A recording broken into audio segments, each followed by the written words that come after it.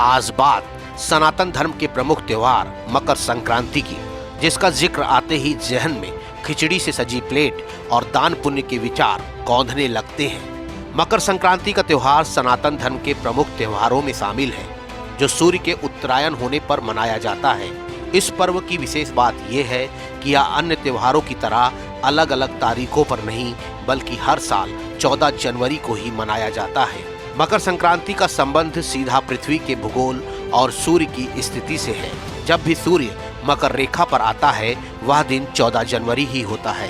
अतः इस दिन मकर संक्रांति का त्योहार मनाया जाता है।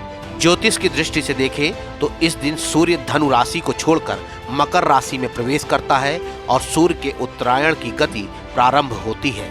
अलग अलग मान्यताओं के अनुसार इस पर्व के पकवान भी अलग अलग होते हैं, लेकिन दाल और चावल की खिचड़ी इस पर्व की प्रमुख पहचान बन चुकी है। विशेष रूप से गुड़ और घी के साथ खिचड़ी खाने का महत्व है। इसके अलावा तिल और गुड़ का भी मकर संक्रांति पर बेहद महत्व है। इस दिन सुबह जल्दी उठकर तिल का उपटन कर स्नान किया जाता है। इसके अलावा तिल और गुड़ के लड्डू एवं अन्य व्यंजन भी बनाए जाते हैं। इस समय सुहागन महिलाएं सुहाग की सामग्री का आदान प्रदान भी करती हैं। ऐसा माना जाता है कि इससे उनके पति की आयु लंबी होती है। मकर संक्रांति को स्नान और दान का पर्व भी कहा जाता है। इस दिन तीर्थों एवं पवित्र नदियों में स्नान का बेहद महत्व है। साथ ही तिल, गुड़, खिचड़ी, फल एवं राशि अनुसार दान करने पर पुण्य की प्राप्ति होती है। ऐसा भी माना जाता है कि इस दिन किए गए दान से सूर्य देवता प्रसन्न होते हैं। इन सभी मान्यताओं के अलावा मकर संक्रांति पर्व से एक उत्साह और भी जुड़ा है। इस दिन पतंग उड़ाने का भी विशेष महत्व होता है और लोग बेहद आनंद और उल्लास के साथ पतंगबाजी करते हैं। इस दिन कई स्थानों पर पतंगबाजी के बड़े बड़े आयोजन भी किए जाते हैं। भारत में मकर संक्रांति के साथ साथ इस बार रूस की राजधानी मॉस्को में भी ये त्योहार धूमधाम से मनाया गया। इस त्योहार को लेकर सुबह से ही लोगों में उत्साह देखने को मिला। घर में दाल चावल की खिचड़ी बनाकर इस त्योहार की परंपरा की शुरुआत हुई। लोगों ने इसको लेकर एक दूसरे को बधाई दी।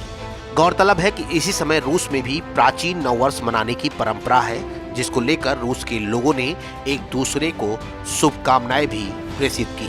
К концу мы обязательно кинзы побольше и топленого масла. Топленого масла сколько не жалко. Хотите побольше, хотите поменьше. Немножечко можно перемешать. Вот она вот такой консистенции должна быть. Вот खिचड़ी готова. Сюда же achar. Achar приправа. И сегодня 14 января 2021 года. Сегодня очень такой святой день для России и для Индии.